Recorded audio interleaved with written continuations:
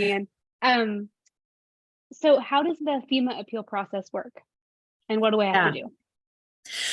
That's kind of a tricky one.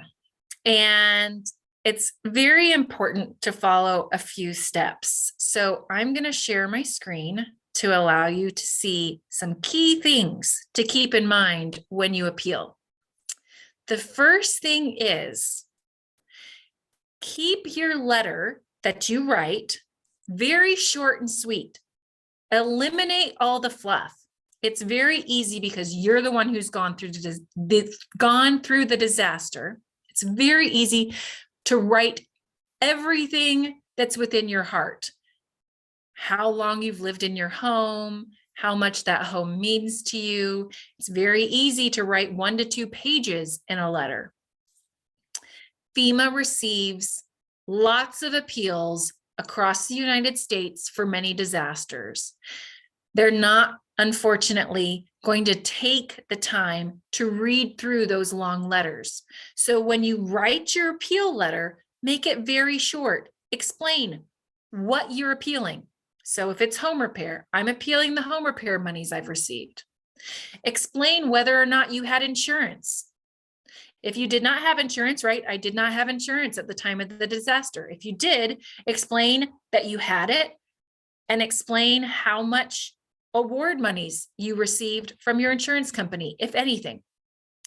Then explain what proof you are providing in addition to that letter through attachments, and tell them what you're asking for. Say, I want additional funds from FEMA to repair my home.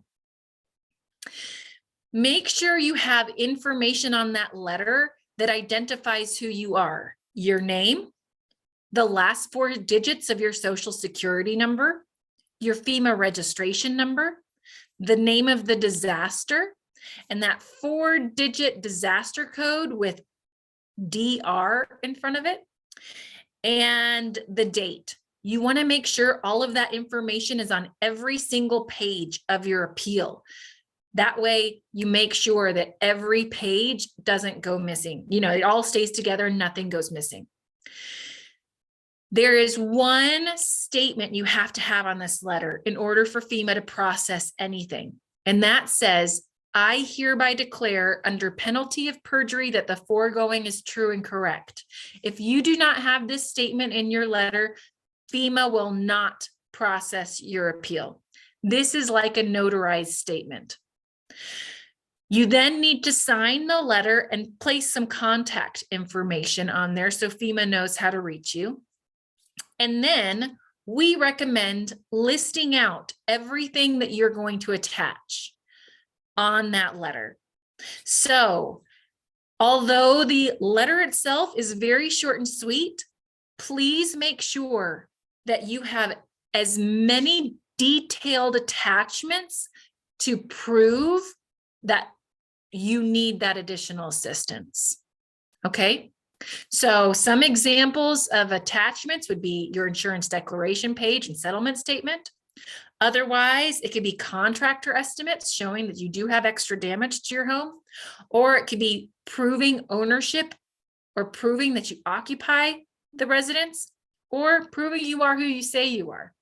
So this is very important. Additionally, it is very important to be accurate. So if there's someone else within your household that can review your appeal, make sure everything is correct. That is very important. You want to appeal according to the type of assistance you need. Please do not include home repair assistance and other needs assistance in the same appeal because they come from 2 separate buckets within FEMA. And you are less likely to face issues with FEMA in that appeal process if you separate appeals by appeal type. You are more likely to receive a denial if you combine appeal types. So please sort that out. And while it's very important for you to have photos of the damage to your home, please do not include photos because FEMA's internal system has a hard time viewing those photos or displaying those photos. So it comes out grainy and black and white, and it just makes the process take longer for that FEMA agent to make a decision on whether or not you are approved for that appeal. You can submit the appeal two ways. One is through your profile that you created on disasterassistance.gov. If you do it that way, you need to make sure that the file is less than 10 megabytes. You might need to reduce the file size. You can do that by selecting PDF to print, or there might be somebody who's tech savvy that you know who can really help you with that. Another way you can file an appeal is through the fax. The fax number is 1-800-827-8112. When you submit an appeal, make sure you have the appeal letter and all supporting documentation together as one document. Do not send different documents separately. The reason that is because all these documents go to different FEMA agents.